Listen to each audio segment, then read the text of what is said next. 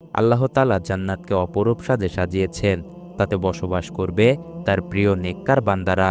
তারা সেখানে নিজেদের মুমিন স্ত্রীদের পাবে, সাথে আরও পাবে আল্লাহ তাআলার এক অনুপম সৃষ্টি, কল্পনাতীয় রূপগুণের অধিকারী ডাগর নয়না রমণী, কুরআন হাদিসে যাদেরকে হুর বলে আখ্যায়িত করা হয়েছে। এসব হুর সর্বদা জান্নাতীদের সেবায় নিয়োজিত থাকবে। হুর একটি আরবি শব্দ, যার অর্থ শুভ্রবর্ণের নারী। এরা হবে ঈর্ষণীয় রূপলাবণ্যে সেরা। সৃষ্টির পর থেকে যুগ যুগ ধরে এসব হুর তাদের নিজ নিজ স্বামীর জন্য অধীর আগ্রহে অপেক্ষা করছে।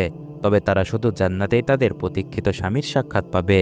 তবে এখন থেকেই তারা তাদের হৃদয়ে পৃথিবীবাসী স্বামীর জন্য অভাবনীয় ভালোবাসা লালন করছে। প্রিয় নবী সাল্লাল্লাহু আলাইহি ওয়াসাল্লাম ইরশাদ করেন, পৃথিবীর কোনো নারী যখন তার স্বামীকে কষ্ট দেয়, তখন তার জন্য নির্ধারিত হুর বলে, হে হতভাগিনী, তুমি তাকে কষ্ট দিও না, আল্লাহ তোমাকে ধ্বংস করুন। তিনি তো তোমার কাছে কয়েক দিনের মেহমান, অচিরেই তিনি তোমাকে ছেড়ে আমাদের কাছে চলে আসবেন। আল্লাহ তাআলা হুরদের জান্নাতেই সৃষ্টি করেছেন। তারা সবাই হবে সমবয়সী ও চিরকুমারী। তেমনি যেসব নারী দুনিয়ায় থেকে জান্নাতে যাবে, তারাও হবে একই বয়সের। তারা হবে স্বামী সোহাগিনী ও আবেদনময়ী। আল্লাহ তাআলা বলেন, আমি জান্নাতি রমণীদের বিশেষ রূপে সৃষ্টি করেছি, অতঃপর তাদেরকে করেছি চিরকুমারী, সোহাগিনী ও সমবয়সী। আল্লাহ পাক অনুপম হুরদের সৌন্দর্যের বিবরণ দিতে গিয়ে বলেন, তাদের জন্য সেখানে থাকবে নত আয়তলোচনা হুরগণ, যেন তারা সুরক্ষিত ডিম। অন্যত্র ইরশাদ হয়েছে, সেসব জান্নাতে থাকবে আন্তনয়না হুরগণ, যাদেরকে ইতিপূর্বে স্পর্শ করেনি কোনো মানুষ বা জিন। সুতরাং হে জিন ও মানুষ, তোমরা তোমাদের রবের কোন নিয়ামত অস্বীকার করবে, যেন তারা পদ্মারাগ ও প্রবাল। হুরগণ থাকবে তাঁবুতে আবদ্ধ, অর্থাৎ তাদের মন প্রাণ এবং দৃষ্টি তাদের স্বামীর কাছে আবদ্ধ থাকবে। ফলে নিজ স্বামীদের ছাড়া অন্য কাউকে তারা কামনা করবে না। প্রতিনিয়ত তাদের রূপ লাবণ্য বৃদ্ধি হতে থাকবে। প্রিয় নবী সাল্লাল্লাহু আলাইহি ওয়াসাল্লাম ইরশাদ করেছেন, জান্নাতে একটি বাজার রয়েছে, সেখানে তারা প্রতি শুক্রবার পরস্পর সাক্ষাৎ করবে। তখন উত্তরের বাতাস প্রবাহিত হবে, যা তাদের মুখমণ্ডল ও কাপড়ে আলোকিত করবে।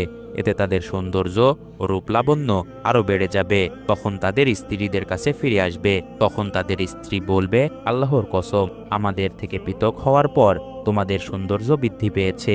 উত্তরে তারা বলবে, আল্লাহর শপথ, আমাদের প্রস্থানের পর তোমাদের সৌন্দর্য বহুগুণ বেড়ে গেছে।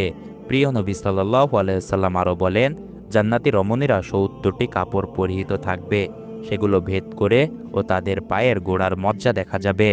কারণ তাদের সম্পর্কে আল্লাহ তাআলা বলেন, যেন তারা পদ্মারাগ ও প্রবাল।